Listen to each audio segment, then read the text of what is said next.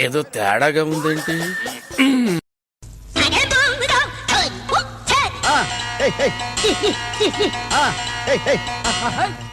ఎదవా ఎదవ బావాడు చెప్తే వించావుడు.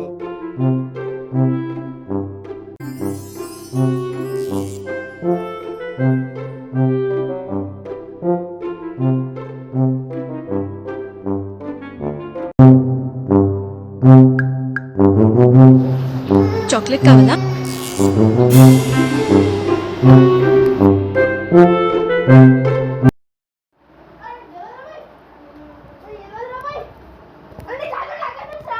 చిచ్చి, మీరు సిగ్గుపడకండి, చచ్చిపోవాలనిపిస్తుంది.